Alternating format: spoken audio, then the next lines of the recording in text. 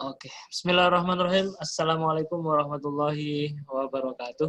Waalaikumsalam warahmatullahi wabarakatuh. Teman-teman semua, dimanapun Anda berada, Alhamdulillah berjumpa lagi dengan kami, Akademi Kesadaran Diri Indonesia dalam kuliah publik AKDI, yang insya Allah rutin diselenggarakan setidaknya sebulan sekali. Beberapa waktu yang lalu, hari Selasa, kita ada materi kuliah dari Dr. Bagus membahas tentang psikologi Islam. Dan pada siang hari ini insya Allah kita ditemani oleh Bapak Waidi Akbar dari Banyumas, apa Purwokerto? Iya, Purwokerto masuknya Banyumas. Oh iya, ya, Purwokerto maksudnya Banyumas. Oke. Beliau nanti banyak cerita tentang apa itu the power of language. Ya. Baik, mungkin itu sedikit pengantar dari saya. Sekarang kita simak bersama-sama. Waktu dan tempat kami persilahkan. Baik, terima kasih. Saya share dulu itunya ya, materinya ya. Oke. Ya. Ini maskernya kadang diambil orang.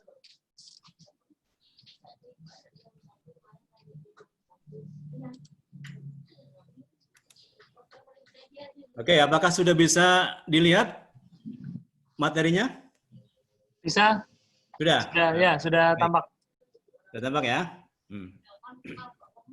Baik, sekarang akan saya mulai. Saya full screen aja. Baik, Assalamualaikum warahmatullahi wabarakatuh. Oke, selamat sore atau siang ya. Jumpa dengan saya. Perkenalkan, saya Waidi Akbar. Saya masuk AKDI, ya, saya nggak tahu dari mana, tapi tiba-tiba masuk ke komunitas yang sangat membanggakan ini, yang bisa menyadarkan kita semua ke jalan yang lurus, insya Allah. Amin. Ya. Dan saya senang sekali karena bisa bergabung di sini, meskipun dalam kajian rutinnya saya tidak bisa setiap pagi, tapi insya Allah saya sering mengikutinya. Saya Waidi, aslinya Waidi saja begitu, tapi saya tambah-tambahin Akbar biar gede. Saya tinggal di Banyumas, Purwokerto. Keseharian saya sekarang ini lebih banyak freelance, ngajar di beberapa perguruan tinggi, termasuk di Unsud dan di UT, dan ya beberapa perguruan tinggi lainnya. Asli saya itu Kebumen, Gombong, tapi udah lama di Purwokerto. Itu dan ya, saya akan mencoba ya share bersama. Ini adalah hasil renungan saya ketika saya belajar NLP, Neuro Linguistic Programming. Saya belajar di Australia, kemudian saya bawa ke Indonesia dan saya menulis buku tentang itu. Dan saya menemui bahwa ternyata ketika saya belajar NLP, Neuro Linguistic Programming, itu bahasa itu tidak sekedar tidak sekedar SPOK ya, subjek predikat objek. Tetapi di balik itu, di dalamnya kandungannya adalah sebuah energi yang kekuatannya dahsyat sekali terhadap perilaku seorang. Sehingga ketika kita salah menggunakannya atau tidak tepat menggunakannya, itu bisa merugikan orang lain atau diri kita sendiri. Tetapi ketika kita tepat penggunaannya, itu akan mengembangkan potensi orang lain, sekaligus potensi diri, sekaligus ini adalah jalan lurus untuk menuju jalan Allah. Nah ini akan saya jadi bahasa itu ya sebagai energi. Artinya saya tadi katakan bahwa tidak sekedar SPOK, subjek predikat, dan bahasa tidak sekedar kata-kata dan kalimat. Tetapi ketika disusun menjadi sebuah kalimat dan kemudian diucapkan ya dengan intonasi yang tepat, dalam keadaan yang tepat, ya diberikan pada orang yang tepat, itu akan menjadi energi. Ya, energi. Dan energi bahasa itu kekuatannya juga sama dengan energi-energi yang lain yang sanggup merubah keadaan. Itu. Jadi itu yang saya berikan, maka jangan kemana-mana, tetap di channel ini. Oke, saya akan berangkat dari pernyataan yang sudah lazim, dan apalagi Ustadz Adi ini paham benar, akan yang ini. Everything is energi. Segala sesuatunya adalah energi. Jadi kalau segala sesuatunya adalah energi, bahasa pun energi. Benda sebetulnya energi. Ya, hanya kita karena keterbatasan mata kita itu menjadikan kita tidak paham bahwa sesungguhnya benda yang ya apapun di dunia ini adalah energi. Ya, yang bisa dioptimalkan menjadi sebuah kekuatan. Apa itu energi? Energi adalah sesuatu yang tidak kasat mata, yang tidak terlihat, tetapi memiliki kekuatan. Energi. Saya mungkin akan menjelaskan yang ini agak lebih jelas bahwa bahasa itu masuk ke ranah energi. Ya, ini kata Einstein ya, bahwa everything is energy, ada kata Einstein. Seorang fisikawan, jadi seorang fisikawan biasanya kalau sudah sampai ke paripurna, maka tinggal spiritualitasnya. Ya, tampaknya meskipun Einstein, saya nggak tahu, katakanlah dia non-muslim atau mungkin ateis, saya nggak tahu, tetapi pada saat sampai ke pemahaman paripurna sebuah ilmu, ujungnya adalah spiritualitas atau ketuhanan. Jadi kalau kita mencari ilmu, ujungnya malah jauh dari Tuhan, jangan-jangan kita salah langkah. Baik. Saya akan mulai dari sini. Ini yang sudah sering kita kenal ya. Kita mulai dari benda ya. Apapun itu benda itu. Benda, di dalam benda pasti ada molekul. Ya, jadi benda terbuat dari molekul, atom, partikel, kuantum, dan energi. Energi yang paling halus. Nah, yang bisa kita lihat, yang kasat mata adalah benda, molekul, atom, dan partikel. Tetapi ketika itu sudah menjadi kuantum energi, itu kita tidak bisa melihatnya. Jadi benda pada dasarnya, apapun di dunia ini pada dasarnya adalah energi. Misalnya begini, ketika sebuah benda, katakanlah ini mouse di depan saya ini, ya kalau kita lihat dengan kasat mata itu mouse. Tetapi kalau kita melihatnya dengan mikroskop yang yang pembesarnya itu lebih dari 2 juta, itu maka tidak terlihat mouse lagi, tapi yang terlihat adalah energi. Jadi kalau orang Jawa bilang ngawang-ngubung itu kosong. Maka di dalam Buddha terkenal adalah kosong itu isi adalah kosong. Kita masuk ke dimensi energi di sana. Berarti kalau begitu, setiap benda terbentuk dari energi. Setiap benda terbentuk dari energi. Everything is energy. Jadi setiap benda ya itu terdiri dari atom. Setiap benda fisik terdiri dari atom, partikel, dan terdiri dari energi. Dan energi itu ya digerakkan oleh siapa? Oleh kesadaran diri. Jadi energi bisa bergerak oleh kesadaran diri. Maka ketika ya temuan yang sangat penting bagi fisikawan untuk kita semua dalam kehidupan sehari-hari, para peneliti fisika kuantum ya ketika melihat benda dengan besaran mikroskop yang lebih dari 2 juta, nah satuannya apa saya nggak tahu, maka yang terlihat adalah energi. Dan hebatnya energi di sana ketika kita melihat dengan mikroskop tadi, gerakannya energi sebenarnya ada gelombang dan cahaya. Dan ketika kita masuk dimensi ke sana dengan mikroskop tadi, ya, maka gerakannya itu adalah sesuai dengan hati kita, sesuai dengan pikiran kita. Kalau kita mengatakan ini cahaya, maka di cahaya. Kalau ini penelitian mengatakan itu adalah gelombang. Apa hebatnya kalau menurut saya? Jadi pikiran manusia itu menentukan segalanya. Maka itu kenapa manusia saya lupa di ayat berapa, nanti Ustadz Adi bisa menjelaskan, bahwa manusia dipilih sebagai khalifah di muka bumi karena punya kemampuan berpikir dan sanggup merubah ya energi menjadi sebuah kekuatan. Nah, saya kembali ke bahasa, bahwa bahasa itu adalah masuk ke ranah energi. Nah, di sini benda, molekul, atom, partikel, kuantum, dan energi. Bahasa, kalau menurut saya benda atau sifat? Benda kan? Iya, benda.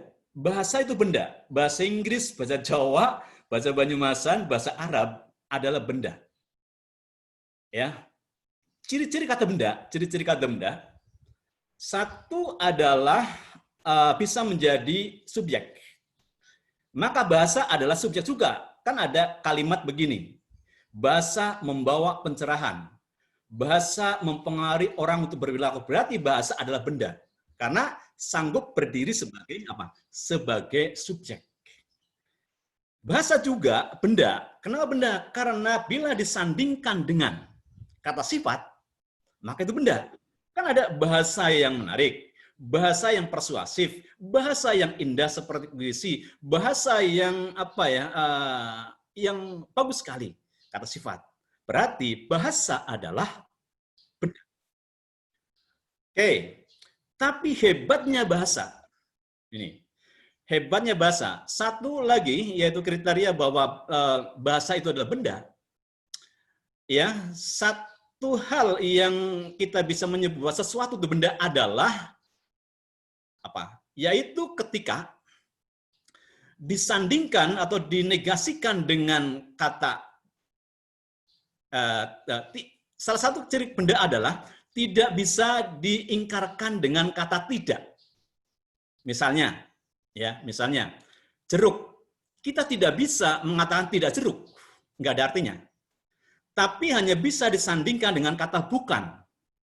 Bukan jeruk, berarti mungkin semangka. Ya, bukan terong, mungkin apa buah yang lain. Nah, kata benda yang satu ini yaitu bahasa. Ternyata ketika disandingkan dengan kata tidak, itu pun masih, ya. Misalnya kata tidak bahasa.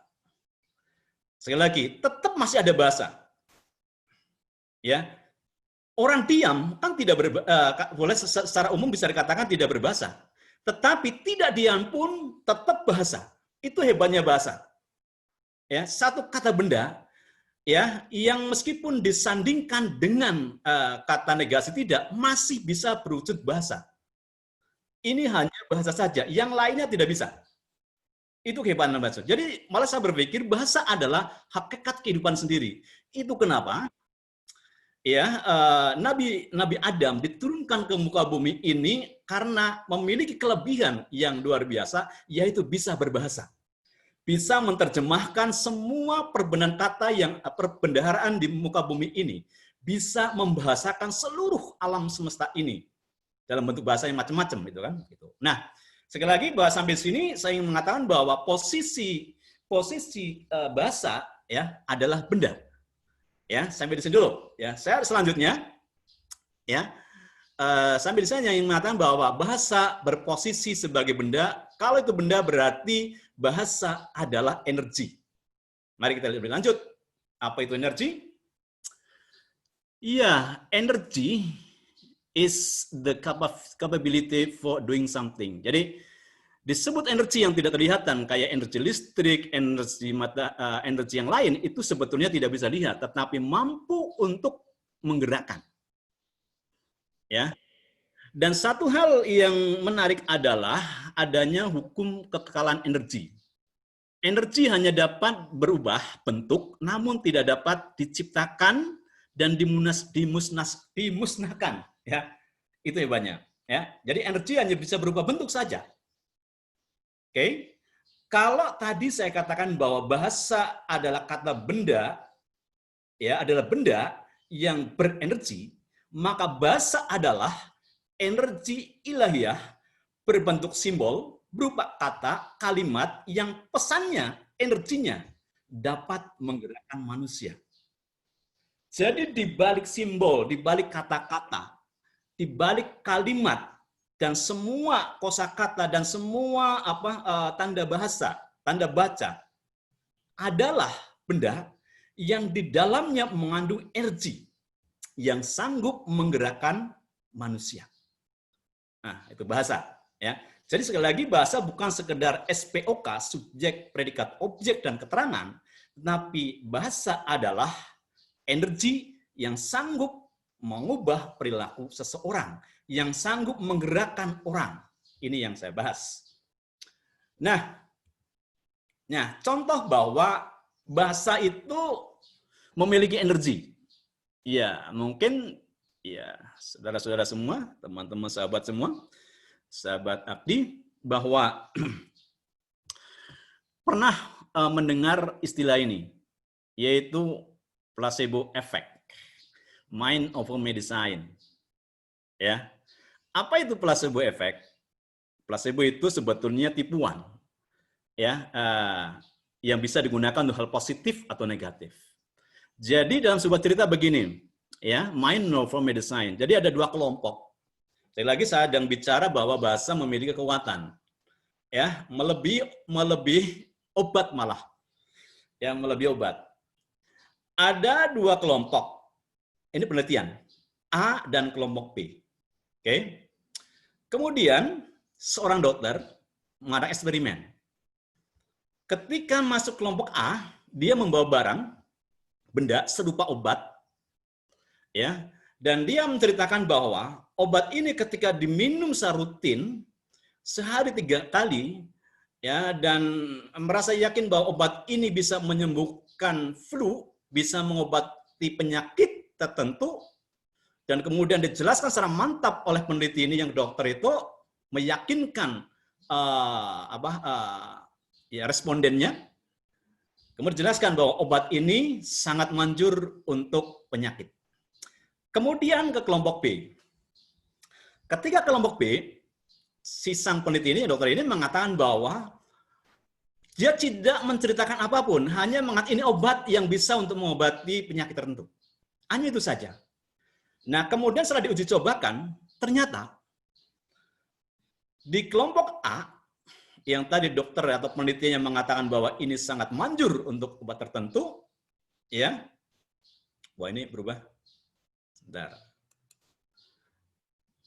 Ya. Untuk kelompok tertentu ternyata berefek luar biasa terhadap kelompok A.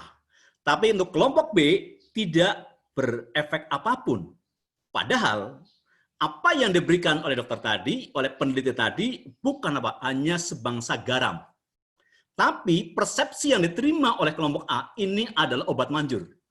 Jadi apa yang manjur sesungguhnya bukan obatnya, tetapi bahasa, kekuatan bahasa yang masuk ke dalam pikiran seseorang sehingga mempengaruhi pasien, sehingga mempengaruhi respondennya.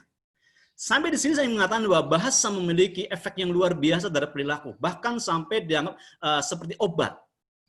Maka jangan heran ketika dulu saya di kampung, ketika saya sakit, itu cukup dimintakan air putih oleh ayah saya, karena saya di kampung, saya di Gombong itu, waktu saya kecil, kalau ke kecamatan dan 10 km dan naik sepeda, jalannya gerunjal-gerunjal seperti itu, maka yang paling utama di sana orang tua, ya, semacam guru ngaji dan sebagainya itu, semacam kiai begitu.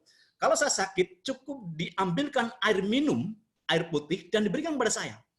Tapi saya dan orang tua saya yakin bahwa ini adalah obat yang bisa menyembuhkan saya. Ternyata sembuh. Berarti air putih pun energi. Ketika sudah kita yakin bahwa itu adalah obat. Berarti bukan air putihnya, tetapi keyakinan atau the power of language-nya tadi yang masuk dalam pikiran saya sehingga saya sembuh. Dan ini banyak sekali orang seperti itu.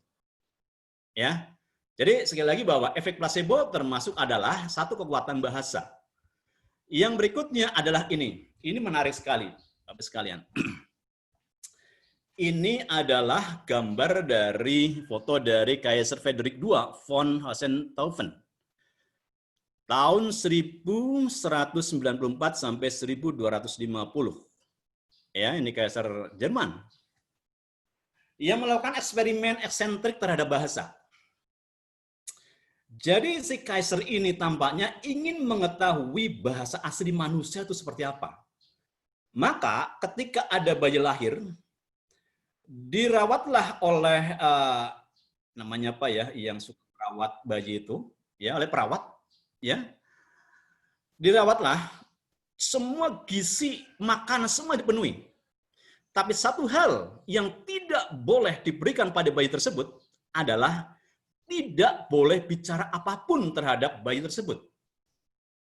Karena asumsinya, begitu Kaiser Friedrich, asumsinya adalah nanti pada saat dia besar, dia akan bicara dengan bahasa asli manusia. Begitu. Jadi ini adalah eksperimen. Nah, itu pun sudah dicobakan seperti itu, dan perawatnya itu, pengasuhnya, ya pengasuhnya, itu pun mematuhi aturan yang ditentukan oleh kaisar ini. Setiap hari dirawat, dimandikan sampai besar, ya sampai umur 8 tahun sehat bayi. Tetapi tidak boleh berkata apapun pada bayi ini, pada anak ini. Akhirnya apa? Pada usia 9 tahun, 10 tahun, 11 tahun, kesehatannya menurun. Kenapa? Karena tidak pernah ada seorang pun yang mau bicara dengan anak tersebut. Maka akhirnya kesehatannya menurun, meskipun gizinya itu luar biasa. Ya, perawatannya luar biasa secara fisik, tapi tidak pernah diajak bicara. Akhirnya si anak ini meninggal. Apa artinya sampai di sini kalau menurut saya? Bahwa ternyata bahasa itu serupa dengan energi. Tidak saja serupa dengan makanan yang menjadikan orang itu sehat, tetapi bahasa pun adalah energi yang menjadikan seseorang bisa hidup. Dalam kasus ini, memang mati ini urusan Allah ya, tetapi bahasa, tanpa bahasa seseorang tidak bisa tidak bisa melakukan aktivitas, seseorang bahkan bisa mati. Nah, ini sampai di sini saya ingin mengatakan bahwa bahasa adalah sebuah energi yang kekuatannya tadi mampu seperti obat, yang kekuatannya sama dengan energi makanan, yang kekuatannya sanggup dan tanda petik menghidupkan seseorang. Karena dalam penelitian ini, tanpa bahasa ternyata seseorang bisa meninggal dunia. Oke, yang berikutnya adalah sampai di sini bahasa sebagai kekuatan, maka inilah mungkin salah satu alasan Allah menciptakan manusia. Manusia adalah pengelola energi.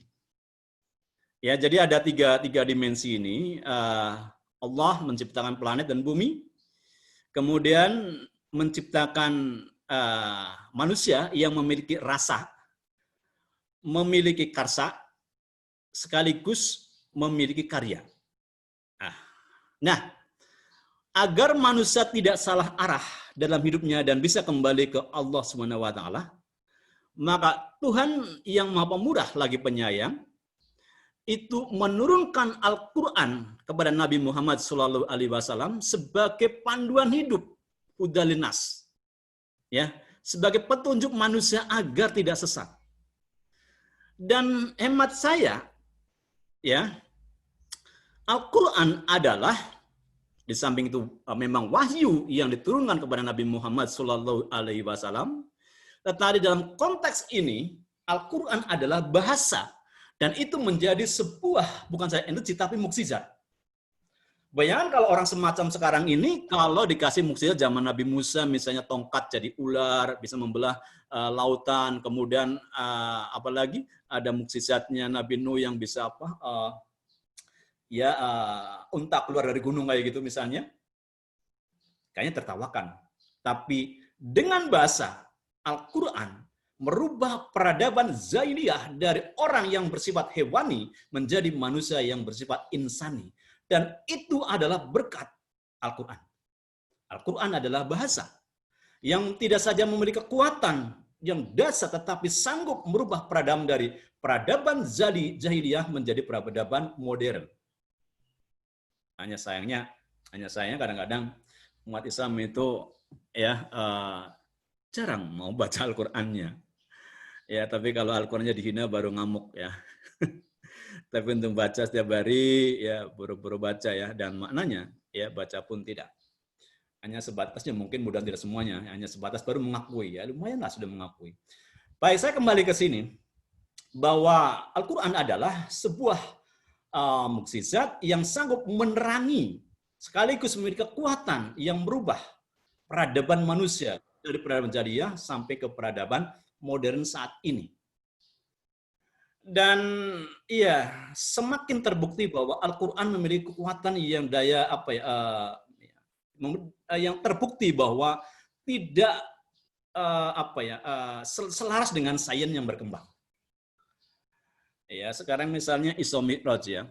Orang dulu nggak percaya ya, bagi orang-orang yang tidak beriman. Tapi sekarang Isra Mi'raj intinya adalah kekuatan cahaya, di mana 1 detik bisa meloncat ke dimensi yang lain. Saat ini yang kita nikmati adalah dimensi Isra Mi'raj. Kenapa? Ada yang jauh dari Semarang, ada yang dari Papua, ada dari manapun, kita bisa dalam satu sekejap detik, saya di Purwokerto dan teman-teman di mana, bisa kumpul. Ini adalah kekuatan Isra Mi'raj. Kekuatan cahaya, energi cahaya yang luar biasa. Dan itu ada di Al-Quran. Baik, ya. Oleh karena itu, saya ingin mengatakan begini, ya. Di sana Al-Quran adalah firman Allah yang diturunkan kepada Nabi Muhammad yang dapat menjadi sarana ibadah dengan membacanya. Al-Quran, ya, hemat saya, nih kalau salah mohon dikoreksi ya. Al-Quran adalah energi ilahiyah dalam bentuk kalimat-kalimat berbahasa Arab yang pesannya mampu merubah kehidupan dari zaman Zahiliyah ke zaman modern. Jadi bahasa Arab, bahasa yang memiliki bahasa Al-Quran ada bahasa memiliki kekuatan yang dasar.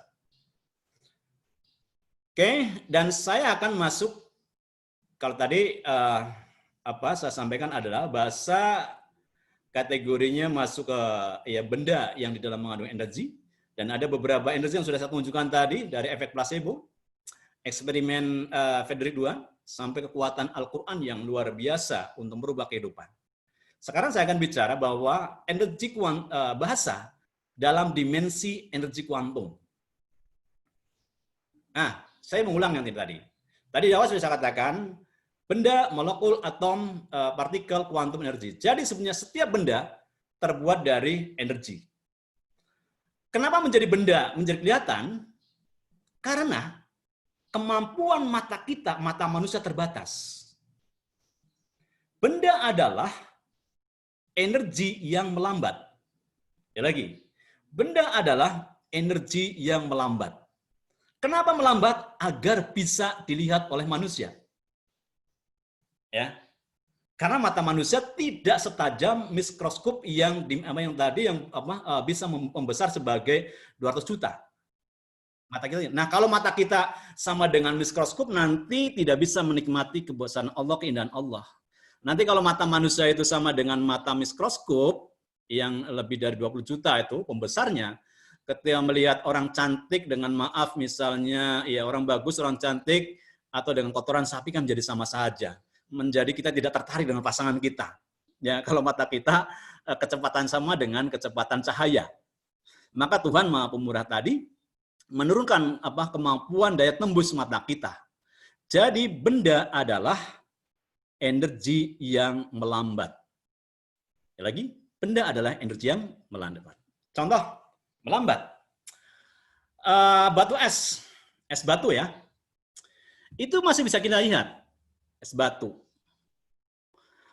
Kalau energinya kita percepat, menjadi apa? Oke, menjadi air. Panas sih, jadi percepat kan? Jadi air. Kita percepat lagi, menjadi apa? Uap. Masih bisa lihat. Kita percepat lagi, kita tidak bisa melihat. Yang kita lihat adalah apa? Unsur kimiawinya saja, atau unsur fisikanya saja. Yaitu H2O ya. Hidrogen dan oksigen. Itu dia. Pada hakikatnya air. Ya.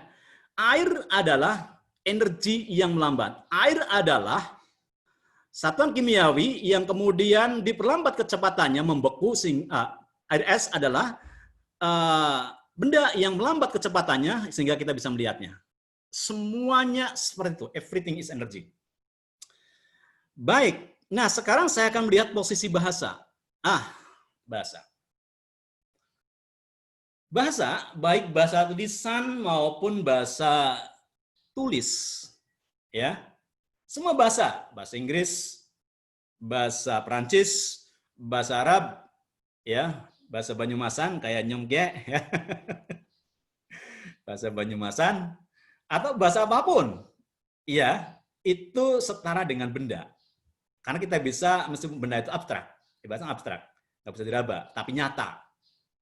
Ya, kemudian kita tingkatkan lagi, ya lebih kecil lagi satuannya, atau lebih luas tapi kecil ya, atau semacam atom adalah kata-kata atau kalimat. Oke, di balik kalimat, di dalam kalimat ada pesan. Lebih dalam lagi, di dalam pesan ada makna.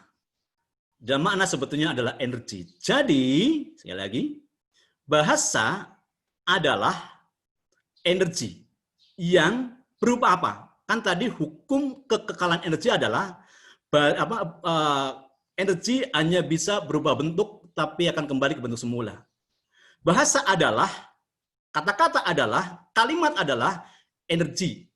Wujudnya kata-kata. Tetapi di dalamnya adalah pesan, makna, dan energi.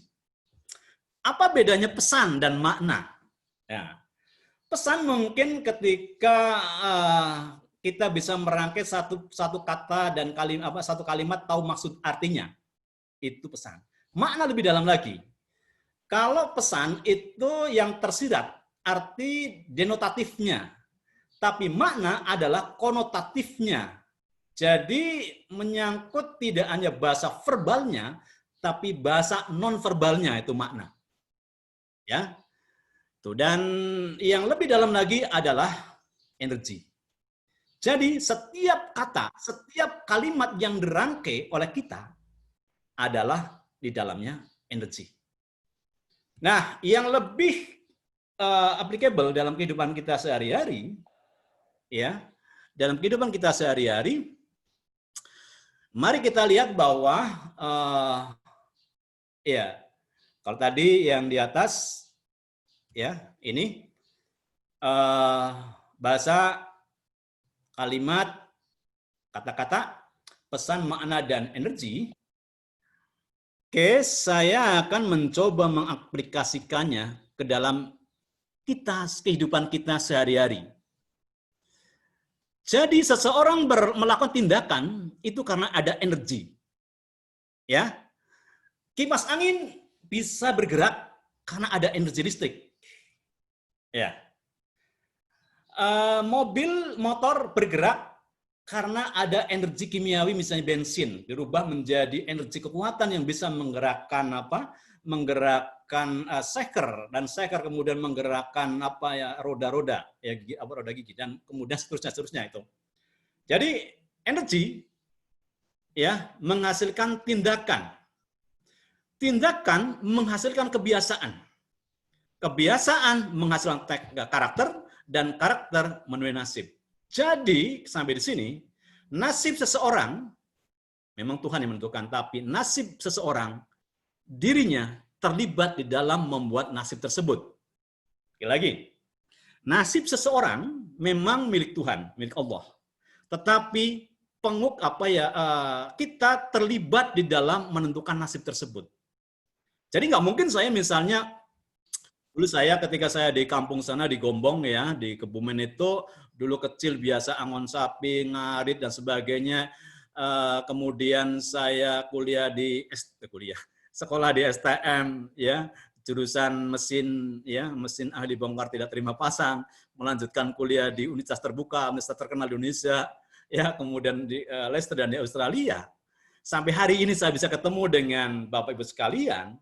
Nasib saya sampai hari ini, kalau dulu saya tidak mengusahakannya, maka nasib saya pasti beda dengan kalau tidak seperti sekarang ini. Artinya saya alhamdulillah bisa silaturahmi di Akdi ini. Saya kembali.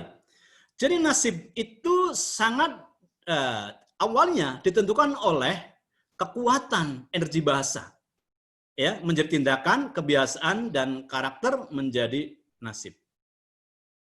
Ya. Contoh mungkin lebih jelas, gini, ya. Mungkin meskipun di bawah nanti ada contohnya.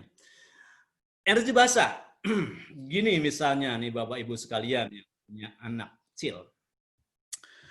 Kalau ada sering mengatakan kamu goblok. Ya, kamu goblok. Maaf, bahasa kasar, ya. Itu kan kalimat. Energinya masuk ke dalam anak tersebut.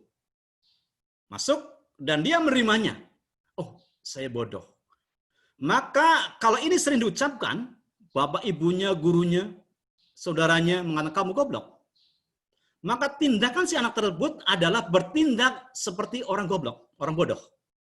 Ketika dikasih PR oleh gurunya, dia sekarang segera mengatakan begini, saya anak bodoh, sehingga saya tidak mampu mengerjakan. Itu menjadi tindakannya. Dan tindakannya berulang-ulang merasa saya bodoh, menjadi kebiasaan. Kebiasaan seperti itu akan menimbulkan karakter, sifat, yang membedakan seorang dengan orang lainnya. Itu karakter. Dan karakter menuai nasib. Nah, kalau ada orang karakter yang mengatakan dirinya bodoh, maka nasibnya bisa dibaca. Tapi kalau ada anak yang punya karakter percaya diri bahwa saya bisa, saya mampu dan sebagainya itu karena apa? Motivasi, karena bahasa energi yang terima adalah bahasa yang baik, maka nanti contohnya ada dia akan berkarakter anak yang positif dan bernasib baik, insya Allah. Ya, jadi sekali lagi energi bahasa menghasilkan tindakan, kebiasaan, karakter dan nasib. Baik. Ya. Saya akan membahas tentang pengaruh bahasa terhadap saraf. Karena tadi everything is energy, bahasa adalah energi, ternyata tidak saja mempengaruhi tindakan seseorang, ya, mempengaruhi nasib seseorang. Nanti ada contohnya di bawah, jangan kemana-mana ya. Nanti ada contohnya, ya. Contoh nasib-nasib baik, nasib-nasib jelek karena bahasa, ya. Pengaruh bahasa terhadap saraf, ya. Ternyata bahasa sanggup merubah konstelasi atau jaringan saraf seseorang. Ya, jaringan saraf itu bisa rubah karena bahasa. Nah, ini adalah foto tentang saraf manusia yang dalam keadaan aktif. Jadi ketika Bapak Ibu semuanya sedang mengartikan saya, mendengarkan saya, ya, fokus pada apa yang saya sampaikan dan paham apa yang saya sampaikan, mengerti apa yang saya sampaikan, maka saraf yang sudah dalam pikiran kita masing-masing sedang menyala. Jadi dengan bahasa, saraf kita bisa menyala. Itu kenapa tadi dalam percobaan Frederick II, ya, kemudian anak menjadi mati karena sarafnya tidak pernah nyala. Nyala itu hidup. Ya. Jadi bahasa itu sanggup merubah ini. Semakin banyak bahasa yang dikonsumsi dalam pikiran kita, bahasa yang baik loh ya, bahasa yang baik, semakin banyak yang dikonsumsi dan kalimat-kalimat thayyibah ya yang berasal dari Al-Quran, hadis sebagainya, maka nyalanya semakin bagus. Kalau otak kita nyala, artinya sehat. Maka banyak sekali orang sehat, tadi yang efek placebo, orang sehat bukan karena obat, tetapi karena apa?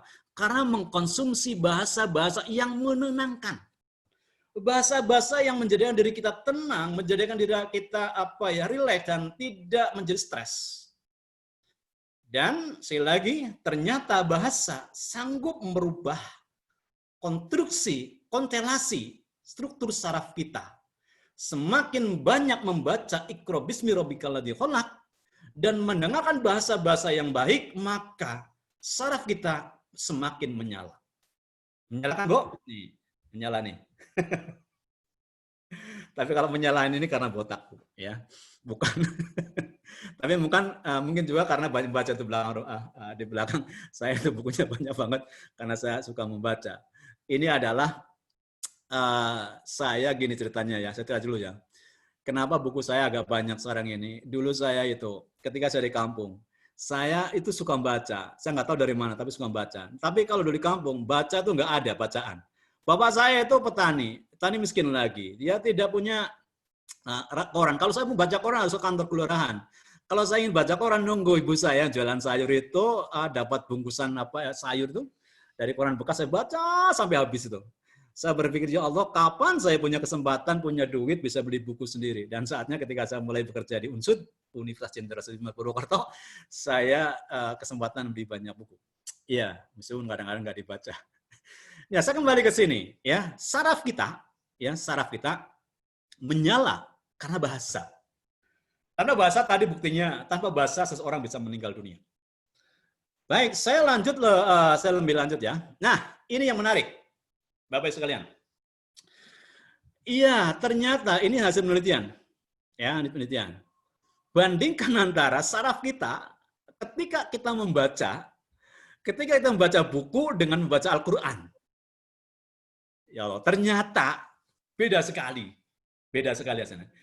Ketika kita baca buku biasa, tuh buku teks saya di belakang saya dan sebagian ada Al-Qur'an juga. Itu sarafnya itu tumbuhnya sedikit sekali nih, ya, sedikit sekali tumbuhnya nih, ya, yang kiri itu, yang buku. Tapi kalau kita baca Al-Quran, ini hasil riset, saya lupa penelitinya siapa. Kalau baca Al-Quran itu sarafnya itu tumbuh luar biasa. Ya, pirtinya ini. Pertanyaannya ya Bu. Kenapa sih baca Al-Quran itu justru menghasilkan saraf-saraf yang luar biasa daripada membaca buku? Ya ini Ustadz ada ini penelitiannya. Saya nggak tahu. Tapi dugaan saya begini. Bahasa Arab, Al-Quran itu ditulis dalam bahasa Arab. Dan Allah memilih bahasa Arab dengan alasan tertentu. Di samping bahasa Arab satu-satunya bahasa yang kaya kosakata, tapi satu-satunya bahasa yang sanggup memaksimalkan seluruh organ mulut dan hidung. Ada ko, ada ko, kaf, ada da, ada za, dan macam-macam. Yang lainnya enggak ada. Ada ho, ha, go. Nah, itu luar biasa itu. Menurut hemat saya, hanya di bahasa Arab. Ternyata, kalau menurut hemat saya, setelah belajar neurolinguistic programming, bahasa-bahasa yang mengoptimalkan organ mulut dan hidung adalah bahasa-bahasa yang satu berpotensi untuk bisa lah ketika dilakukan, ya seperti murotal tadi, itu menjadi indah. Karena semua organ mulut bekerja. Itu dia. Nah, yang berikutnya, bahasa yang mengoptimalkan organ mulut dan hidung adalah bahasa yang vibrasinya, getarannya, itu menghasilkan energi lebih tinggi. Ya, menghasilkan energi lebih tinggi. Jadi yang namanya suara ketika kita mendengarkan murotal, itu luar biasa. Saya nggak paham bahasa Arab.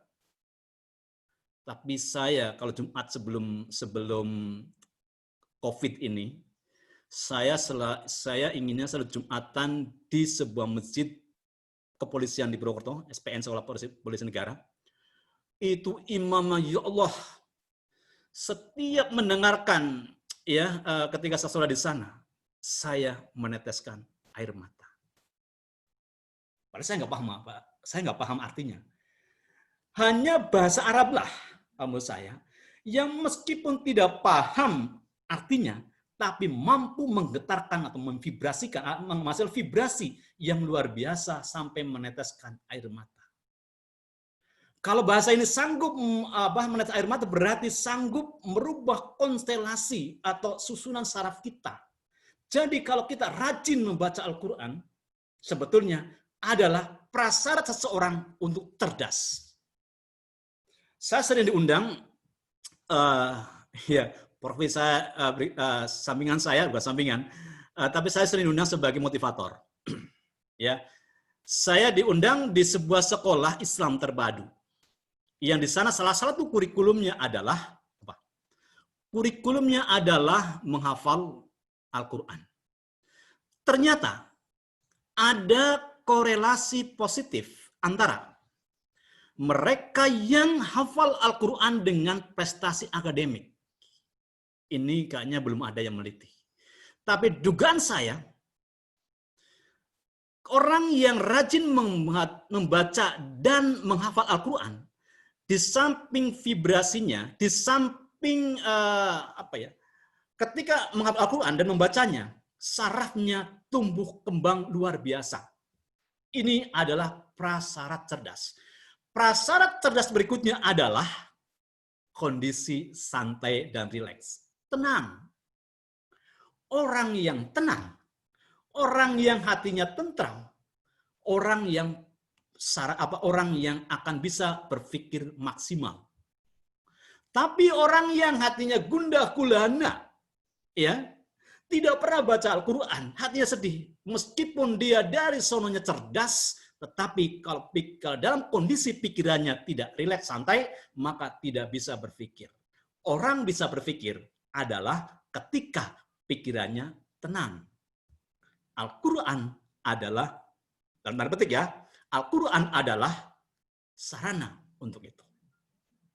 Maka berapa tidak salah, gini, saya pernah membaca sebuah WA, ya. Ya, waktu itu Pak Habibie almarhum itu sekolah di Jerman. Dia punya saingan. dengan orang Israel. Orang Israel ini punya cerdasan luar biasa. Nilainya selalu di atas Pak Habibie. Habibie itu agak cemburu. Dan ingin tahu kenapa sih orang Israel ini lebih cerdas daripada dirinya. Dia nanya apa sih rahasianya? Ya, lama nggak dijawab oleh orang Israel. Ternyata, ya, rahasianya adalah setiap orang Israel ini setiap jam 3 malam membaca Al-Quran. Meskipun bukan Islam. Tapi berhasil menggetarkan, menenangkan jiwa. Apalagi kita orang Islam. Mestinya orang Islam jauh lebih cerdas dibandingkan dengan umat-umat yang lain. Sayangnya, umat kita kurang baca Al-Quran. Maka saya sedang berusaha dan mudah-mudahan teman-teman semua di sini sebelum membaca yang lain, bacalah Al-Quran lebih dulu. Sebelum membaca buku-buku yang lain, banyak itu belakang saya. Akan lebih baik diawali dengan minimal ya 4 halaman Al-Quran. Insya Allah menenangkan. Insya Allah mencerdaskan. Ya, ini kenapa? Ini kekuatan bahasa. Ya, baik. Selanjut. Nah, melalui bahasa manusia menjadi apa saja? Satu, tadi saya sudah saraf otak tumbuh. Tadi saya katakan sudah. Bahwa dengan melalui bahasa, saraf kita apalagi bahasa Arab tadi. Ya, saya sebetulnya tertarik dengan kajiannya Ustadz Ade itu setiap hari Senin dan Kamis ya. Tapi maaf saya nggak bisa mengikutinya dan kesibukan. Tapi kalau sudah nahwu sorof saya waktu kecil nggak ngaji Ustadz ya. Tapi ya alhamdulillah orang tua saya ya hanya sekali sholat ya. Ada musola waktu itu di rumah. Ya. Oke, saraf menjadi tumbuh. Saraf otak menjadi tumbuh. Dan tadi dengan bahasa apalagi bahasa Arab tadi menjadi cerdas. Ya, banyak akal. Kenapa banyak akal? Jadi akal, kecerdasan adalah identik dengan tumbuhnya saraf. Jadi kalau sarafnya tidak tumbuh, maka apa? Akalnya terbatas. Cerdas adalah sarafnya tumbuh. Sarafnya tumbuh adalah syaratnya harus membaca. Membaca apa? Tadi membaca buku dan membaca Al-Quran. Insya Allah cerdas. Insya Allah mampu menggali hal-hal yang apa ya? Yang orang lain tidak terpikirkan, kita bisa mampu mengungkapkannya. Ya, hikmah membaca Al-Quran, insya Allah. Menjadi kreatif tentu ya, karena banyak saraf, ya, dan solutif tentu ya, dan yang jelas tidak mudah stres. Ya, melalui bahasa akan menumbuhkan saraf, menjadi yang kreatif, menjadi cerdas. Sampai di sini bahwa bahasa mempengaruhi saraf. Ini Bapak Ibu khususnya yang punya anak kecil ya dan yang lain yang calon bapak dan ibu. Saya ingin mengatakan bahwa bahasa pembentuk belief atau mindset. Kalau sudah menjadi mindset atau belief adalah menjadi driver, menjadi cara hidupnya, menjadi cara bertindaknya. Ya. Suatu yang diyakini benar itu belief. Kalau sudah diyakini benar, dianggap benar menjadi sesuatu yang dianggap benar, ya, pada belum tentu benar, itu menjadi belief. Kalau sudah menjadi belief, itu menjadi kemudi, menjadi cara melangkah atau melakukan sesuatu, menjadi prinsip. Nah, bagaimana bahasa sehari-hari mampu menjadi belief? Mestinya belief yang positif. Begini, Ustadz Ade ini waktunya sampai jam berapa saya? Sampai jam 2, Ustadz. Jam 2 ya? Oke. Lebih boleh deh, lebih. Oke, sampai jam 2 ya. Ini sudah jam berapa nih? Baru jam 1. Lebih 40. 40 ya? Oke, saya masih banyak bawa sih. Gini, bahasa pembentuk belief, ya. Oke. Gini, misalnya ada anak kita dikasih PR matematik kan agak sulit. Saya termasuk tidak bakat matematik, ya. Kalau kasih contoh bisa, tapi kasih soal yang beda nggak bisa. Nah, suatu saat anak ini ya anak SD kelas 3 ada PR dari gurunya. Ya, orang tuanya guru. Ya, malam-malam mengerjain PR. Si anak ini bilang ke kakaknya yang SMP. Kak, ada PR. Dia bilang gitu. Nah, kakaknya lagi ngerjain matematik. Kakaknya bilang, PR apa sih kayak gitu nggak bisa. Ini Kak, tapi besok harus kumpulin. Nah, kakak yang SMP kasih book, dia nggak mau membalasnya. Dia hanya melihat bukunya. Coba lihat PR seperti apa sih? Nah, masa kayak gini nggak bisa? Goblok sih kamu. Satu. Si anak ini diem. Kemudian ke kakaknya yang SMA, nanya yang sama. Kakaknya bilang, masa kayak gini juga nggak bisa? Kamu sekolahnya gimana sih? Goblok. Gobloknya berapa? 2 ya. Tanya ke ibunya. Ibunya guru. Tapi kalau karena sibuk, ditanya oleh anaknya pelit. Mudah-mudahan tidak. Ma, ini gimana ya, ada PR. Aduh nak, bagaimana sih? Ini mama lagi sibuk ya ngerjain rapot besok dibagi. Coba lihat, nah, kayak gini nggak bisa. Kamu sekolah gimana sih? Goblok sih. Tapi saya percaya ibu nggak usah film itu. Gobloknya berapa? 3. Tanya pada bapaknya. Wah, bapaknya lagi nonton TV, ya sambil merokok. Mudah-mudahan tidak begitu. Pak, bagaimana sih gini PR? Saya nggak bisa. Jamin sama. Masa kayak gitu nggak bisa sih? Goblok kamu. Nah, gobloknya 4. Ini kekuatan bahasa, energi bahasa yang masuk dalam pikiran anak dan si anak kemudian punya belief negatif. Saya anak goblok. Potensinya mati dan tidak bisa berkembang. Kekuatan bahasa membentuk belief menjadikan dirinya. Oke? Nah, sekarang mengenai pada nasib. Oke, ada yang kenal ini? Ini seorang desa ya saya. Ya, Darwin Silalahi. Ya, ini adalah namanya Darwin Silalahi. Ya, dia dulu sekolah bodoh banget kayak saya. Bapaknya seorang pensiunan dan miskin. Suatu saat bapaknya sakit. Ketika sakit, dia melihat dokter ke rumahnya sedang mengobati ayahnya.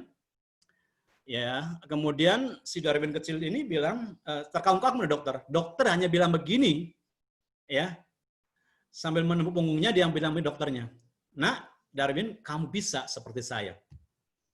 Dokter bilang begitu. Hanya dengan kata seperti ini, si Darwin kecil ini luar biasa motivasinya. Akhirnya dia apa? SMP juara, SMA juara, UI juara, Harvard University, dan satu-satunya orang yang pernah menjadi presiden komisaris di mana PT Shell, sebuah perusahaan minyak terbesar dunia. Hanya dengan kata-kata bahwa kamu bisa seperti kekuatan bahasa. Yang berikutnya, contoh lagi. Wah, ini juga ya. Ini adalah Howard Schultz. Adalah anaknya orang miskin, tapi kemudian dia menjadi sales kopi. Starbucks yang mahal itu. Ini rumahnya. Dan ibunya bilang begini, ibunya berkata, kamu akan jadi orang profesional dan kebanggaan keluarga. Dan betul dia menjadi kebanggaan keluarga. Contoh lagi, ada yang kenal ini ya? Kenal ya, ini yang sedang bicara. Ya, penulis buku, beberapa ke luar negeri dan kuliah di luar negeri, ya, namanya YD. Apa yang membuat saya mau belajar lagi? Dulu ketika saya SD, saya keluar sekolah karena nggak ada temannya. Temannya pada angon ngarit, saya ikut ngangon ngarit. Suatu saat saya bolos, tidak mau sekolah. Bapak saya marah sekali pada saya. Ngebukin saya pakai pecut sapi itu, gebuk sapi, cemeti. Ya itu jangan tiru ya. Sesaat dia menyesal biasanya gitu, marah habis sama saya. Dia mengatakan begini, ya Allah, almarhum sekarang. Dia mengatakan YD gitu, jangan menjadi orang bodoh, ya, seperti ayahmu. Jangan menjadi orang bodoh dan miskin seperti ayahmu. Ya Allah, kata-kata itu benar memakcub dalam pikiran saya. Dan itu menjadi pemicu saya, yes, akan kubitas saya tidak ingin menjadi bodoh seperti orang tua saya. Dan miskin seperti orang tua saya. Ya, sekarang saya tidak kaya ya, tapi minimal saya sudah bisa membalas kekurangan saya dulu ketika tidak bisa beli buku. Ada lagi, Anda pasti kenal ini. Ya. Kekuatan bahasa. Ada yang kenal? Ini adalah beliau Syekh Abdurrahman As-Sudais. Siapakah dia? Siapakah beliau? Sudais, dasar kamu anak nakal, awas kamu kalau sudah besar, kamu akan menjadi imam Masjidil Haram. Betul? Betul. The power of language. Ketika ibunya marah pada saat dia ada tamu dan ibunya masak begitu, Mas sudah siap untuk tamunya, sudah kecil datang sama membawa pasir dan mengotori semua makanan. Ibunya marah sekali, tapi ibunya marah yang positif. Sambil mengatakan, Sudais, dasar kamu anak nakal, awas kamu kalau sudah besar, kamu akan menjadi imam Masjid Haram. Dan jadilah. The power of language.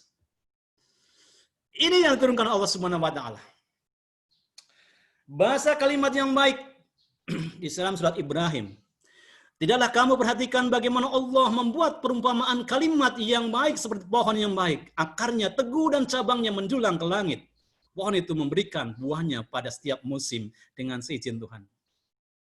Hanya dengan kalimat yang baik, seseorang bisa menjadi sukses dan bisa berbuah karya yang terbaik dalam hidup ini. Seperti ini, buah pikiran, ya, buahnya menjulang ke langit dan berbuah, memberikan manfaat. Satu hal dengan bahasa yang harus kita lakukan adalah menjadikan orang lain atau diri kita lebih berdaya diri dan menjadikan powerful, menjadi semangat dan bisa berbuah. Bukan sebaliknya. Buah karya maksud saya. Dan ini saraf terus berkembang, saya katakan persis sama dengan ini kan? Sama. Saraf yang berkembang, saraf yang berbuah. Oke? Saraf yang cerdas, saraf yang banyak, saraf yang banyak akal dan berbuah. Dan itu menggunakan bahasa yang positif. Sebaliknya, maka penting di sini, ya, pentingnya tutur kata yang benar dalam surat An-Nisa ayat 9. Dan hendaklah takut kepada Allah, orang-orang yang sekiranya mereka meninggalkan keturunan yang lemah di belakang mereka, yang mereka khawatir terhadap kesejahteraannya. Oleh sebab itu, hendaklah bertakwa kepada Allah dan hendaklah mereka berbicara dengan tutur kata yang benar. Yang diminta oleh Allah SWT hanya tutur kata yang benar, kalimat positif, kalimat yang baik, bukan harta. Ya, bukan warisan, tapi warisan kata-kata jauh lebih berharga dari warisan apapun, karena kata-kata adalah energi yang sanggup menggerakkan potensi diri kita. Sebaliknya bahasa yang buruk, ya, kata-kata yang buruk dapat menyebabkan menjadi depresi. Jangan sampai ya. Dan ya, kisah Malik Undang, tahu saya? Ya, dikutuk oleh ibunya. Ini negatif. Tapi maaf saya mengenai. Ya, ada ceritanya ini. Ini orang gila. Saya menggambarkan begini. Saya punya tetangga. Mungkin dengar nih. Depan rumah saya. Anaknya nakal. Ya, nakal sekali. Selalu bikin ribut. Ya, ketika dia ribut nakal, ibunya setiap hari, hampir setiap hari saya dengar mengatakan ini. Bocah gemdung, bocah gemdung. Energi yang masuk energi negatif. Dan jadilah seperti itu. Anaknya itu. Tapi bukan foto ini. Saya belum berhasil, tapi saya tahu persis ya. Ada anaknya seperti itu. Kalau malam kadang-kadang minta makan dari saya. Ya, kekuatan bahasa. Oke, dan kalimat yang buruk. Ya, apa yang buruk? Allah membuat perumpamaan. Itu untuk manusia supaya manusia ingat, dan perumpamaan kalimat yang buruk adalah seperti pohon yang buruk yang telah dicabut dengan akar-akarnya dari permukaan bumi, tidak dapat tegak sedikit pun. Jadi banyak orang yang potensinya mati, banyak orang tanda petik menjadi gila, banyak orang menjadi stres dan depresi, hanya kata-kata yang kita berikan pada orang lain memberikan energi yang negatif.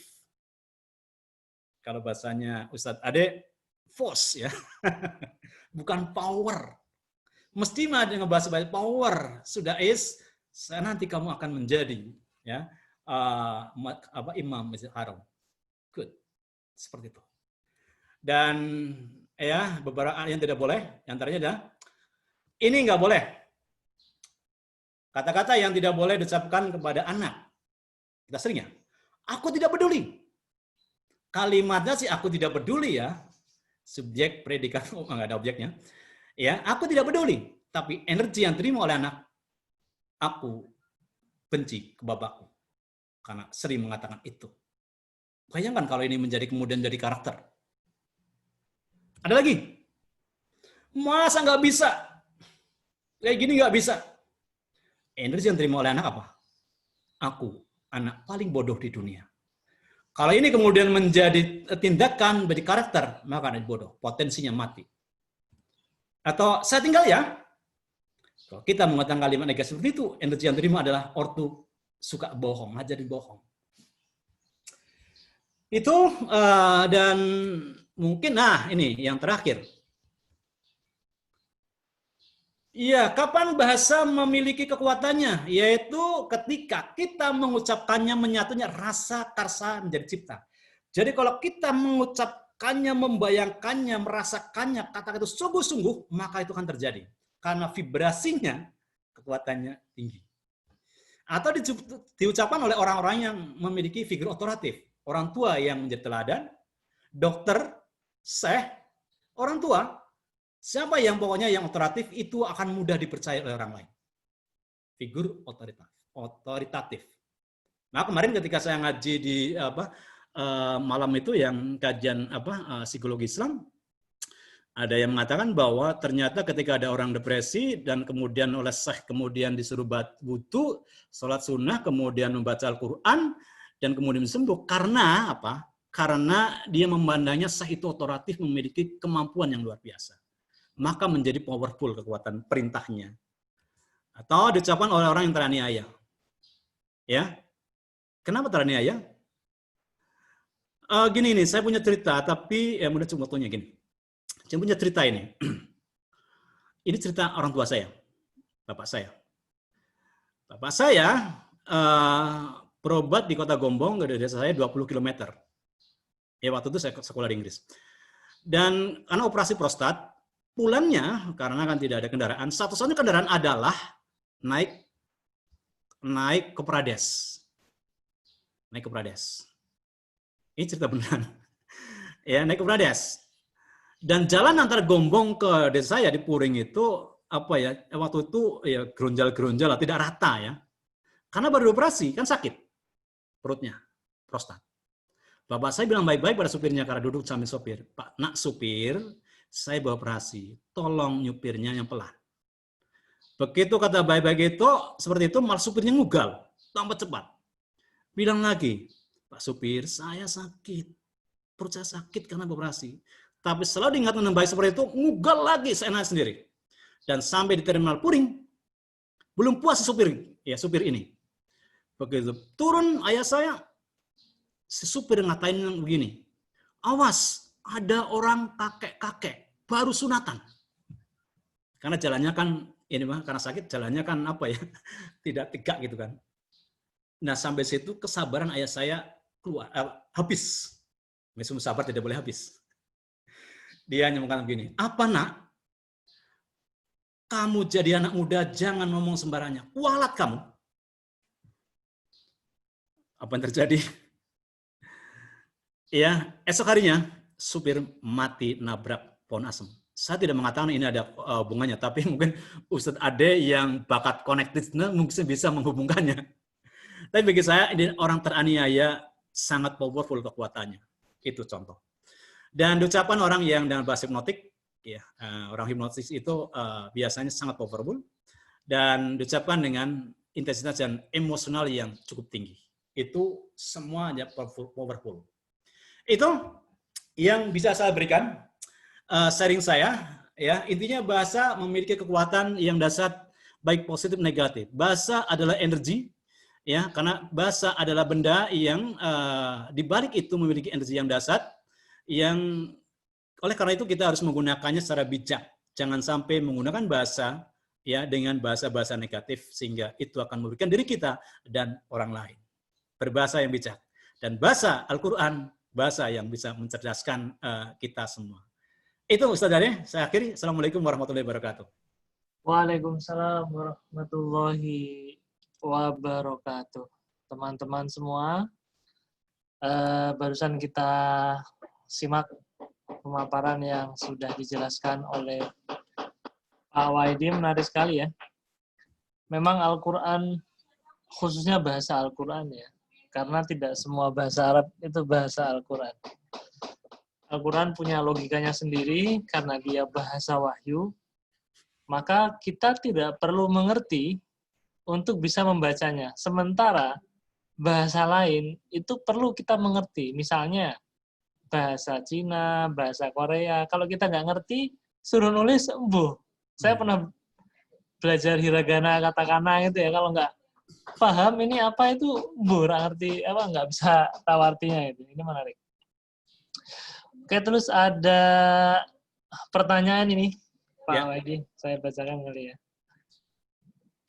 Perbandingan dari sistem saraf tentang orang yang membaca Al-Quran dan membaca buku, apa dasar, dari mana dasarnya gitu. Ini kebetulan Pak Indra Purwa juga dari Purwokerto ini. Dari Banyumas, saya dari Banyumas. Oke. Bisa silaturahmi ya. Bisa silaturahmi ya. Saya di Arca Winangun. Dasarnya, saya membaca sebuah series di internet, tapi saya belum bisa menunjukkan ya. Tapi yang jelas ya, ketika bahasa ini diucapkan, mereka membaca buku dan membaca Al-Quran, kelompok itu. Kemudian kelompok membaca buku, ternyata sarafnya itu dari segi saraf itu tidak berkembang banyak. Perbandingannya saya belum bisa secara detail, baru secara global saja. Ya, saya maaf tidak bisa menjawabnya. Tapi yang jelas, ya, membaca Al-Quran itu karena memiliki vibrasi dan tidak tahu artinya pun kita bisa menuliskannya dan bisa membacanya. Dan itu menjadi sebuah energi yang dasar terhadap pikiran kita, pertumbuhan saraf kita, itu menjadikan diri kita lebih sehat, lebih lebih tenang, lebih tenang, lebih boleh dikatakan sebagai prasyarat untuk fondasi untuk memikirkan yang lain. Ketenangan di dalam NLP misalnya, kondisi state of mind itu menjadi kondisi yang sangat diperlukan untuk memikirkan apapun. Katanya perbandingannya saya belum bisa menjawabnya ya, tapi bisa ke Purwokerto nanti ketemu dengan saya. Ya. Ini ada Bu Dewi, cara mengatasi kekuatan negatif bahasa yang berasal dari orang yang emosional. Bagaimana Pak Waidi? Baik. Cara mengatasi bahasa-bahasa yang negatif dari seseorang, ya. Inilah sebetulnya. Gini, kan ada sistem itu ya, kan ada input, proses, dan output. Nah, kalau input, proses, dan outputnya itu sistem misalnya komputer, ya, begitu kita masuk data, proses keluar sesuai dengan kita inginkan. Bahasa pun demikian. Ya, bahasa masuk dalam pikiran kita melalui dua jendela. Oke. Jendela melalui indrawi, ya. Sensitivity kita, indrawi dengan panca inderanya, dan jendela bahasa. Pertama masuk jendela indrawi, kemudian masuk ke perbendaharaan kata kita, ya, nilai-nilai yang ada di diri kita, kemudian kita menyaringnya. Nah, di sini bedanya. Kalau komputer memprosesnya sesuai dengan inputnya. Kalau manusia, karena punya kesadaran, maka akademik kesadaran diri, karena punya kesadaran, mampu memilah ini bahasa yang negatif, ini bahasa yang positif. Jadi, kalau kita menggunakan kesadaran kita bahwa bahasa yang masuk adalah negatif, kemudian segera gunakan, aktifasikan kesadaran kita untuk tidak menerimanya dan mampu mendelete-nya, mampu menghindarinya. Gunakan, ya, gunakan itu di delete, jangan gunakan. Kemudian kita pilih bahasa yang menjadikan diri kita lebih berdaya diri. Jadi kita adalah manajer pikiran kita sendiri. Jadi kalau yang masuk adalah bahasa negatif, ngapain kita dengarkan? Kita dengarkan ya, tetapi jangan masuk ke dalam tindakan kita. Hanya diketahui saja. Masuk ke dalam kesadaran kita, dan kemudian mengatakan ini tidak perlu, saya akan menerangkan yang lain. Ya, jadi satu, kita memiliki kesadaran untuk memilihnya. Ya. Yang berikutnya, kalau itu kita kalau dalam NLP kita menggunakan reframing. Reframing itu memaknai secara positif. Ya, memaknai secara positif. Jadi kalau yang masuk dalam pikiran kita negatif, kita segera mengubahnya menjadi makna positif. Ya. Misalnya saya dikatakan begini, kamu nggak bisa melakukan ini. Saya ganti. Kalau saya bisa, memang kenapa? Seperti itu. Membuat reframing. Membingkai ulang semua yang masuk dalam pikiran kita menjadi yang positif. Sehingga punya begini, kalau kita menggunakan bahasa positif, positif itu bersama malaikat dan Tuhan, negatif itu sebetulnya pinjam dari bahasanya setan. Oleh karena itu, abaikan saja. Kita kan punya kesadaran untuk mendelete-nya. Ya, jadi dengarkan, tapi tidak usah kita lakukan itu. Dan kemudian kita mencoba mendefinisikan ulang atau mereframing bahasa masuk menjadi bahasa yang lebih positif. Ya, oke dia. Seperti itu kurang lebih ya untuk bisa mengatasi bahasa negatif masuk dalam pikiran kita.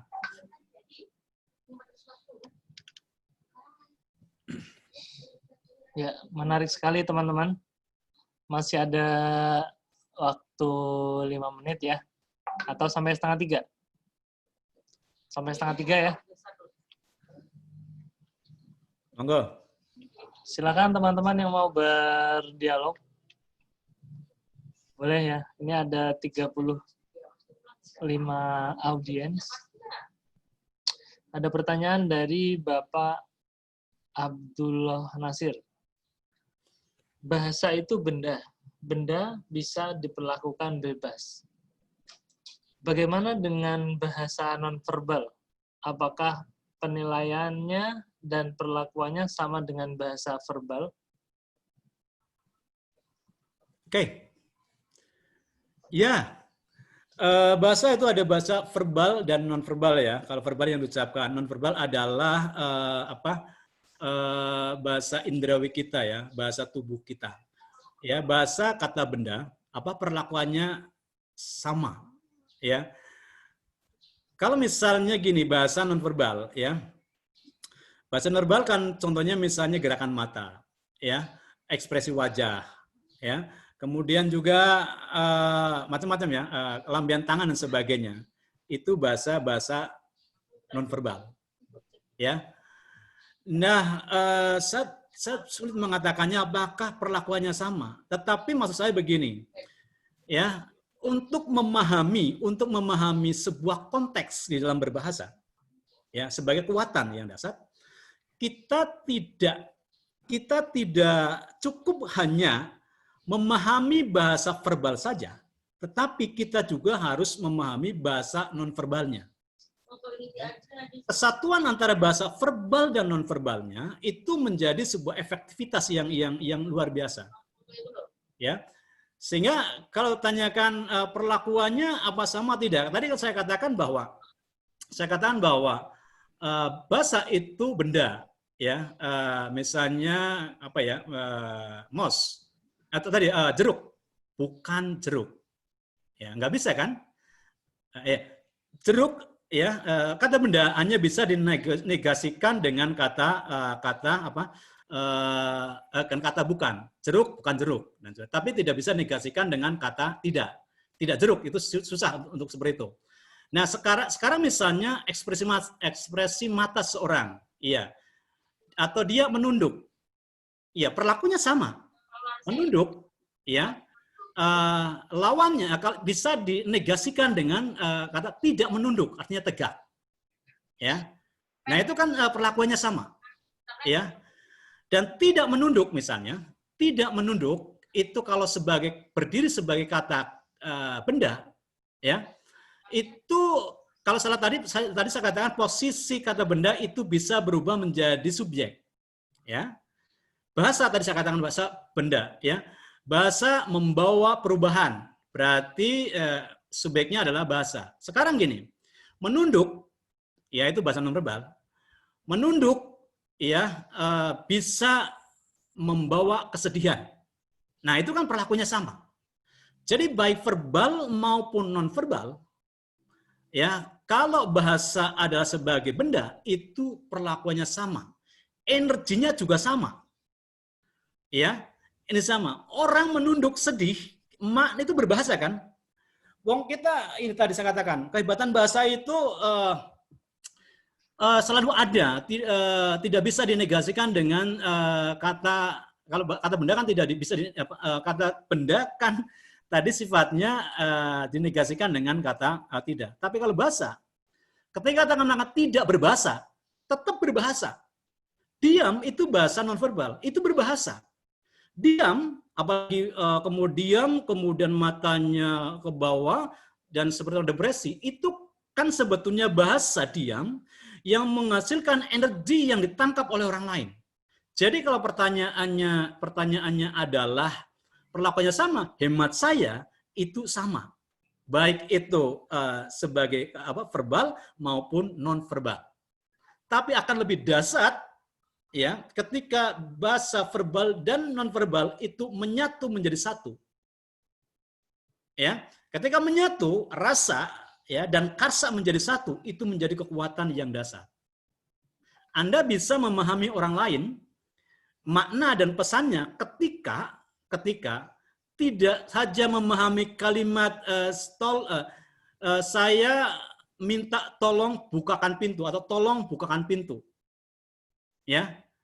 Tapi kalau dia mintanya antara ekspresi wajah serius tidak serius itu kelihatan. Kalau dia minta serius, nah itu bisa ketangkap bahwa verbal non verbalnya itu dapat akan lebih dahsyat energinya. Kalau bisa begitu, Pak. Ya.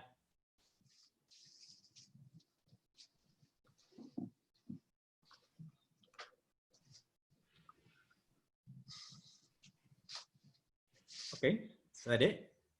Oke, Ya. Pak Waidi. Ya, terima kasih Pak Abdullah Nasir. Ada lagi teman-teman semua, menarik ya, insya Allah materi kita siang hari ini. Nanti ini sudah direkam selain di Facebook, juga nanti mungkin saya upload di YouTube ya, biar bisa diputar ulang kembali, seperti itu. Ya. Ada lagi kah yang ingin menambahkan mungkin punya pengalaman dengan kekuatan kata-katanya?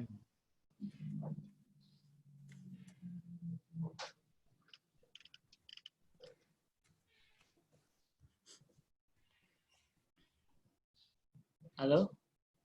Ya. Ini saking menariknya, jadi susah mengungkapkan.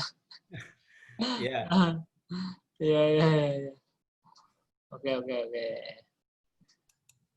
Pak Waidi ada tambahan lagi? Bentar. Ya, saya ini yang terakhir tadi karena ya. Yang terakhir ini yang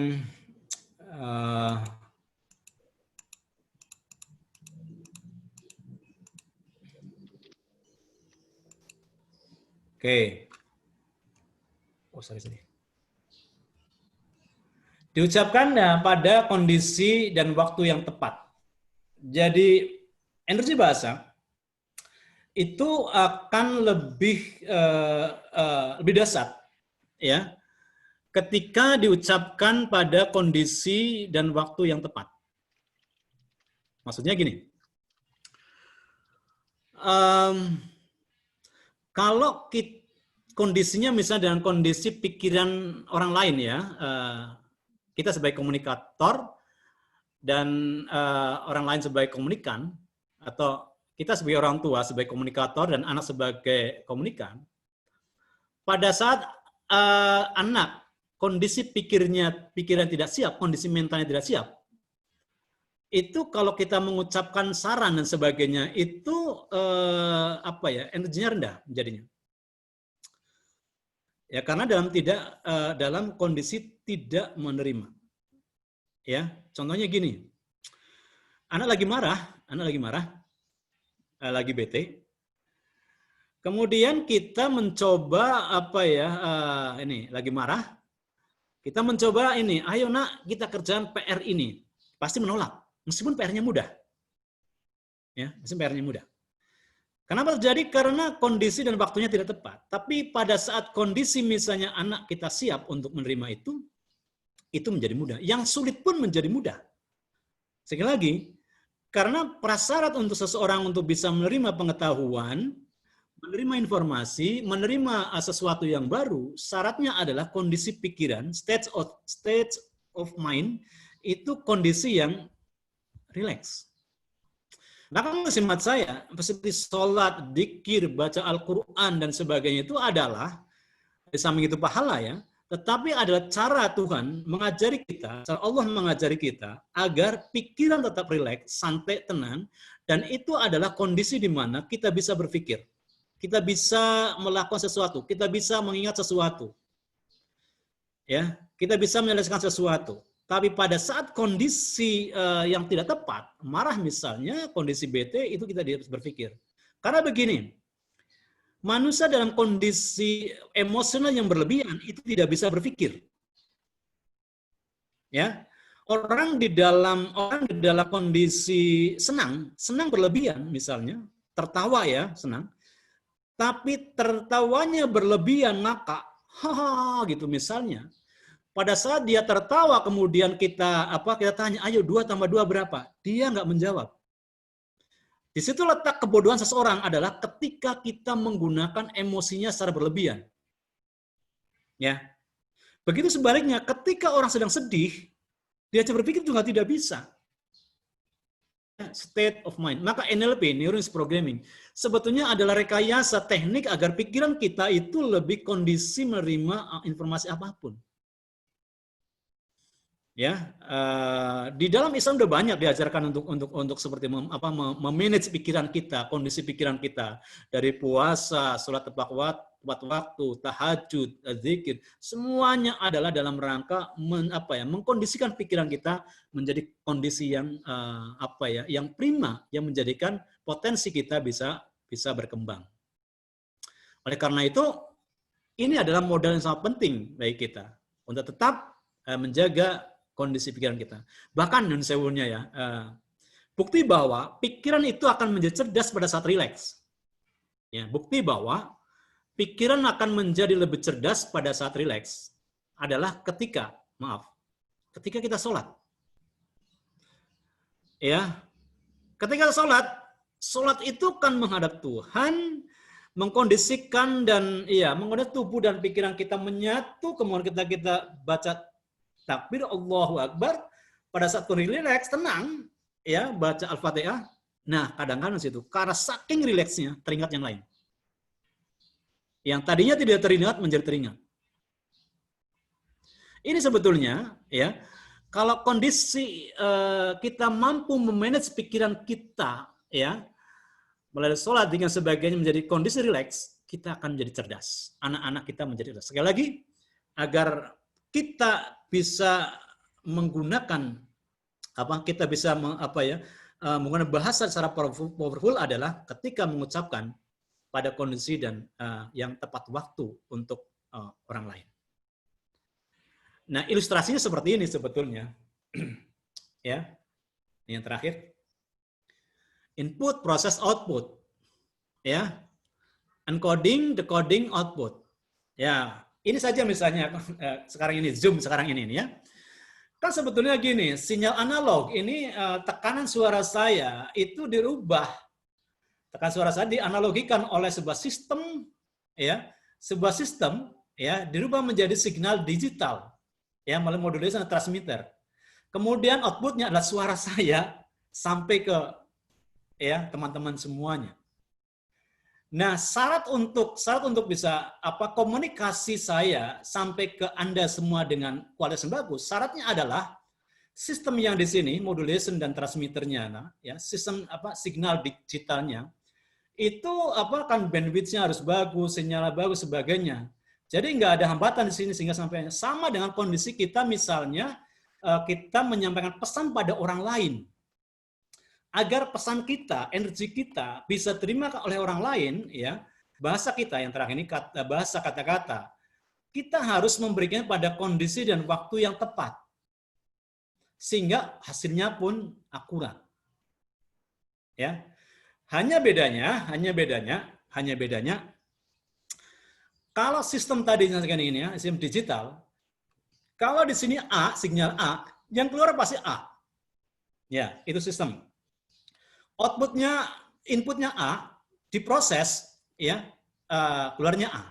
Suara saya keras, sampai situ keras, ya, saya diproses. Kecuali ada gangguan di sinyalnya di sini, ada modulasinya, di modemnya dan sebagainya, ya, suara saya menjadi tidak sama dengan apa yang disampaikan.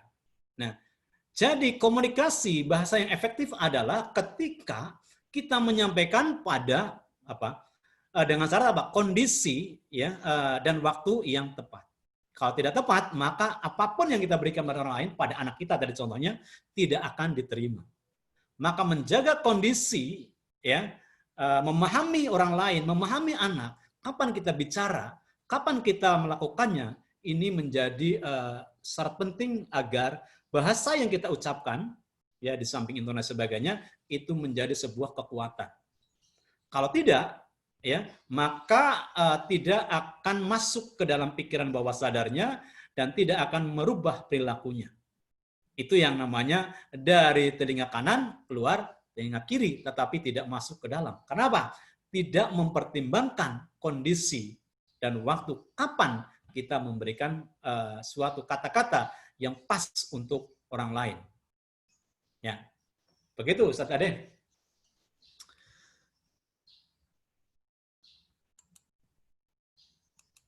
Oh ya, belum saya nyalain.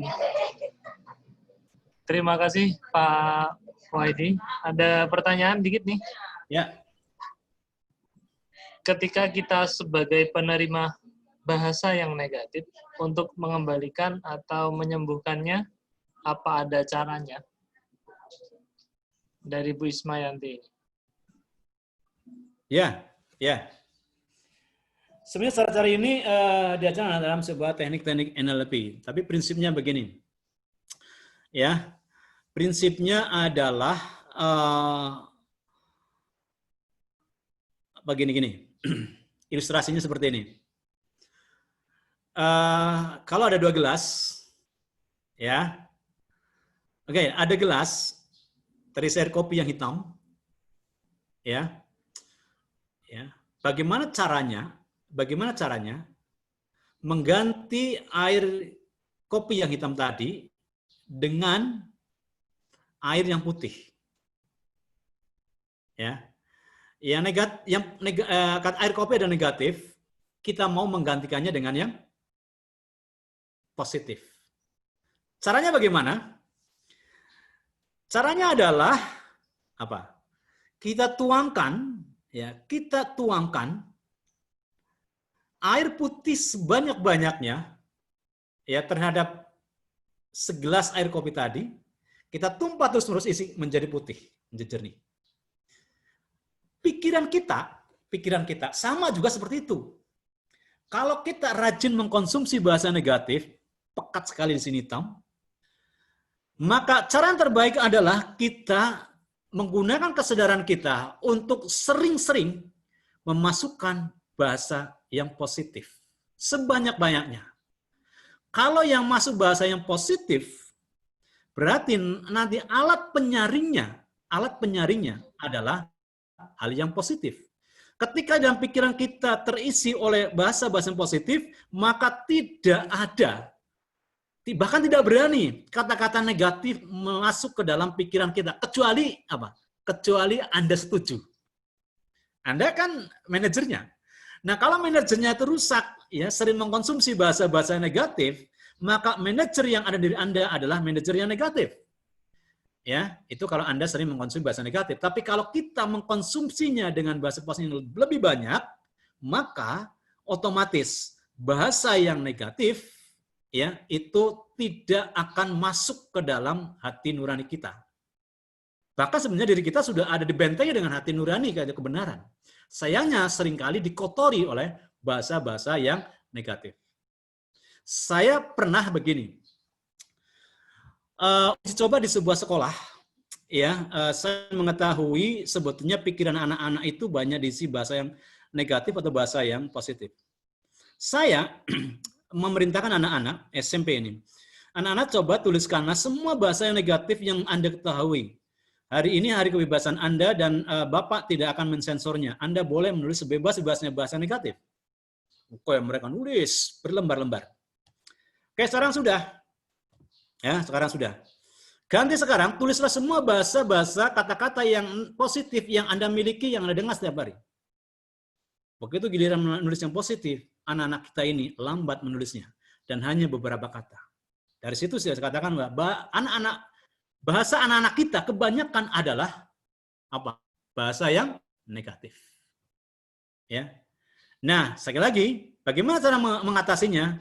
Sesering mungkin kita nurani kita dikasih vitamin yang namanya bahasa positif, kalimat-kalimat thayyibah. Insya Allah otomatis semua yang negatif tidak akan masuk dalam pikiran kita. Kalaupun masuk, otomatis akan akan terfilter oleh kekuatan yang ada dalam diri kita. Kurang lebih seperti itu, Ustaz. Ya, terima kasih Pak Waidi. Ya. Tepat jam 14.28 kurang 2 menit. Sembari kita nanti persiapan sholat asar. Dan terima kasih banyak atas kesempatannya pada siang hari ini. Selain di Facebook dan YouTube, mungkin nanti coba saya masukin ke podcast ya. Jadi bisa didengarkan suara, video, dan di Facebook juga ada. Baik, jika demikian, marilah kita tutup sesi kita pada siang hari ini. Diskusi kita tentang the power of language bersama kami, AKDI, Akademi Kesadaran Diri Indonesia, dan Bapak Waidi Akbar. Akhirul kalam, wassalamualaikum warahmatullahi wabarakatuh. Waalaikumsalam warahmatullahi wabarakatuh. Terima kasih semuanya. Sama-sama, makasih Ustaz.